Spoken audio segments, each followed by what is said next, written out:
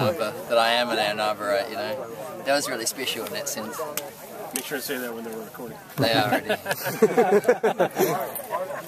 But that was as big, if not bigger, line to sign autographs and stuff as when I'm not taking away my New Zealandness. That's my true home, but this was an equal experience in that regard. And you said earlier when you came out that this is a lot more people than you were expecting. I mean, what do you think that says about the running community in this area?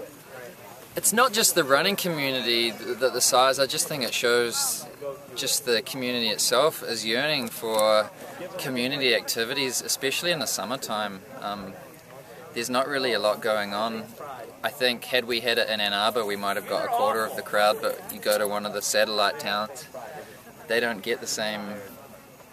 We're spoiled a little bit with the U of M sports in Ann Arbor, so having it in Saline, or had you had it in Dexter or somewhere like that, then it's something to do on a Sunday evening. The weather that for the last 10 years I've been here, I've always thought August evenings they're so perfect and calm. Why don't we have track here? Track is a spring sport in America, and it's just awful weather. Going to track meets in March and April is just shoot me. It's not a fun experience, but it's a shame that track is based around only the high school or the middle school experience as opposed to the club system, when we could have track more in these pristine conditions. So the crowd behind it tonight, I guarantee you sponsors want to jump on board and we can make it a bigger and better event, if it could even be such a thing in future years. But let's make this the inaugural rather than the one and done. One of the coaches' wives was saying that the athletes here were treated like rock stars, and not to feed your ego or anything like that. But what do you think of that as a role model for children when they came running out to see you guys after the race? Kids, when you go to the big house, the big impression is when the players come through and they jump on the MGO blue banner and like the crowd just they pump it up. Here they introduced each individual runner and they get a big round of applause. And it added a face to the name, and it created identities to the runners.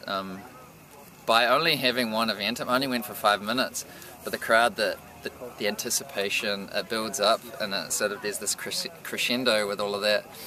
And I think that will make little kids think you don't have to play football to get that attention. If the milers are spoiled a little bit in that way, we are given a little bit more of a platform than many other events in track and field, but I think the experience here wasn't just from the fans' perspective experiencing our race, it was from our experience as the runners experiencing them. It was a two-way exchange, and it was really something special.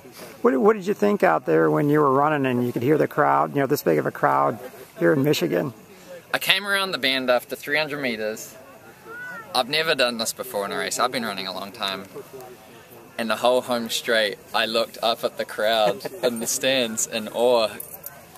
It might seem like 4 minutes isn't a long time, but you look for opportunities to distract yourself, to keep yourself calm during a race.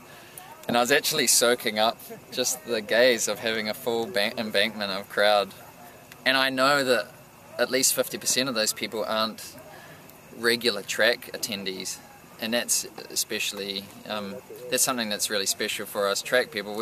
There's the loyal and the faithful, but it's nice to get the people that might only normally switch on for an Olympic Games or an Olympic Trials to come and experience something unique. And the sub 4 minute mile still holds that attraction to some people, and they can go home and tell people that they have seen one, they've witnessed that themselves.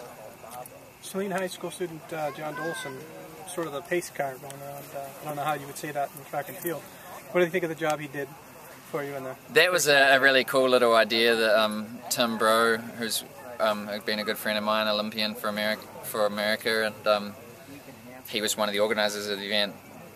He said, why don't we get one of the local high school kids to run a lap just to get the crowd involved a bit more, and that was really fun for him. He wasn't really a pacemaker because we made sure he was way faster than we were so he wouldn't get in the way. But that was really fun, and I think that added just a slightly different element. It gave a local spice to the experience and for the crowd to relate to it as well. And did this do what you wanted to kind of set you up for going over to Moscow? I haven't raced for 3 months since I fell over and pulled my popliteus, the muscle between your calf and your hamstring behind your knee, May 18th, so I was nervous. Training's been going pretty well, but until you race you really don't know your exact form because you can't really simulate what that last lap's going to feel like. And it was pretty good, my finish. I didn't look back once. I think that might be the only time in my career I haven't ever looked behind once. But I was terrified that Miles Batty especially, I don't think he ended up finishing all that well, but he's known for a ferocious finish, and I was just waiting for him to come. And I knew if I looked behind, then everyone's going to say, why did you look back? You should have just gone. So there are too many people so close. Here, it's like the Penn Relays. The stands come right down to the track. At an Olympic Games, it's almost like a moat. There's like a ditch down, and there's a spacing between the crowd. Here, they're right on top of you, so they can see your emotions. And I had the war face going. But no, it was a special experience. They said it was the first annual, so they implied there might be a second annual, and maybe I talked to one of the cross-country coaches here, and they said maybe they're talking about adding a female race and maybe something else to the event. You know anything about that? I definitely hoped that there was a chance that if this didn't come off, then there's not many opportunities to try and do bigger things in the future. Whether it's at this school or another situation, sponsors want to check out. But so the first time we did it off of basically, this was as grassroots as you get. There's no money put into this really. It was just community people, a couple of sponsors putting a little bit of prize money up, and let's see what happens, free entry. But now the response came. I think we could charge a very small gate fee, maybe $5, and also get some money in behind. And I don't think I'd want to make it any more than 4 races. I think it's the small number of races which is part of the appeal. People don't want to be sitting at a track for 2 or 3 hours. They almost did tonight anyway, but they don't want to be watching a lot of stuff they don't understand. But maybe you have a men's and a women's distance race, and maybe a men's and a women's hurdles or sprints, I don't know. But short and sweet, make it quality over quantity, and there's no reason why we can't do this again so long as the weather behaves. But the odds are that in August in Michigan it's normally pretty good. Thank you, I appreciate it. And when do you leave for Moscow? On Thursday. Yeah, it's going to be sad to be away from my boy for 10 days. But they're going to come over and meet me in Europe, so that'll be fun for my races afterwards. Hopefully I'll hit a peak at some stage, I just don't know when that will be. I haven't been able to do too much speed work at this stage, so it will come around eventually, but that's just what happens when you miss a bunch of training.